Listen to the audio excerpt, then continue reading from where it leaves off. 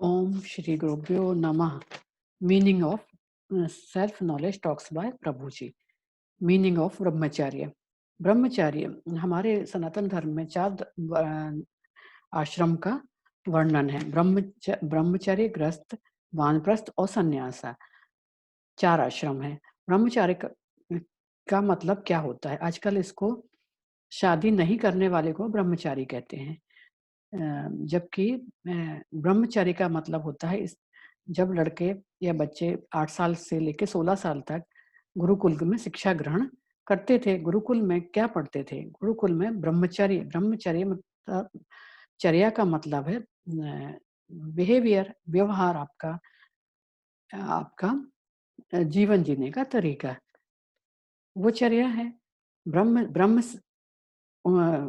तुम ब्रह्म हो, उसी के बारे में विचार करना ताकि तुम वैसे ही व्यवहार करो, यही ब्रह्मचर्य है। तुम ब्रह्म हो और वैसे ही व्यवहार, ब्रह्म जैसा ही व्यवहार करो, यही ब्रह्मचर्य है। ईश्वरी कृपा या आनंद के साथ रहना ही ब्रह्मचर्य है। ब्रह्म के बारे में गुरुकुल में सुप्रीम रियलिटी के बारे में सिखाया जाता था, पढ़ाया जाता था, इसलिए ब्रह्मचर्य थे।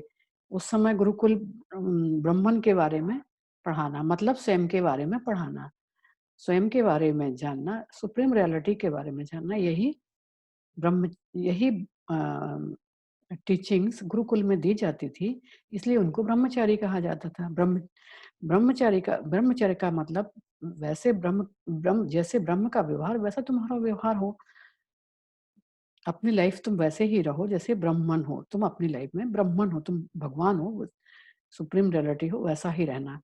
ऐसे लोग ब्राह्मण होते थे जिन्हें ब्रह्म का ज्ञान हो। 2 तरह के लोग होते थे। एक होते थे आत्मज्ञानी, रियलाइज्ड मास्टर, और एक होते हैं जो आत्मज्ञान के जानने के इच्छुक होते हैं, स्वयं के बारे में जानने के इच्छुक थे। ये आध्यात्मिक प्रैक्टिस करना है। मैं स्वयं के बारे में जानने के लिए आध्यात्मिक प्रैक्टिस उन्हें करना है। दोनों को स्वतंत्रता थी, विवाह करें या ना करें। विवाह करके गृहस्थ आश्रम का चुनाव करें या ना करें।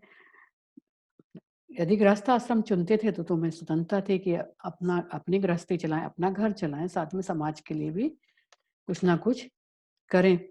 गृहस्थ नहीं होना है तो सीधे जाकर सन्यास भी धारण करते थे, सन्यास ले सकते थे। वास्तव में सन्यासी पहले वही होते थे जो आत्मज्ञानी थे। आत्मज्ञानी व्यक्ति ही सन्यास लेते थे। जो आत्मज्ञान में परिपक्व नहीं थे, वो गृहस्थ आश्रम चुनते थे ताकि धर्म के अनुसार अपनी गृहस्थी को धर्म के अनुसार चलाकर अपने आप को शुद्ध करके ब्रह्म ज्ञान के काबिल के योग्य बना लें। अपने आप को शुद्ध करके जहाँ वासनाएं छूट जाएं, और वासनाएं छूटती हैं तो शुद्ध होता है। शुद्ध होना मतलब फिर वानप्रस्थ के बाद सन्यास ग्रहण करते, ताकि सत्य पर विचार कर सकें और सन्यास ग्रहण कर सकें। लोग सोचते हैं आध्यात्मिकता रिटायरमेंट के बाद सोचेंगे, वो ठीक नहीं है।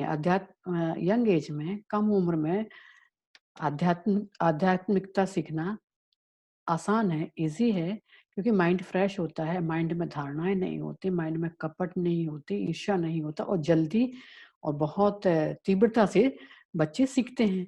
वो ज़िंदगी में आने वाली मुश्किलों को कैसे आसान करें, कैसे इस सच्चाई को समझते हुए, इस रियलिटी को जानते हुए कि इस संसार में जो भी चलाने वाला है वो परमात्मा है, हम परमात्मा के उपकरण हैं।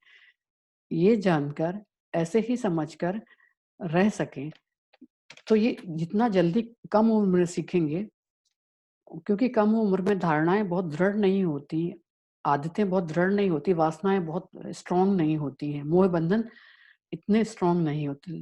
धीरे-धीरे उम्र के साथ ये बढ़ते जाते हैं और उनको बदलना मुश्किल होता है। यंग एज में सिखाना आसान होता है, बढ़ती हुई उम्र में सिखाना बहुत मुश्किल हो जाता है, और ओल्ड एज में तो समझना और भी मुश्किल हो जाता है, क्योंकि अपने ही विचार और अपने ही धारणाएँ, अपनी ही वासनाएँ इतनी स्ट्रॉन्ग होती हैं कि वो व्यक्ति उससे बाहर आना मुश्किल होता है। अपने आप को वो बदल नहीं पाता है।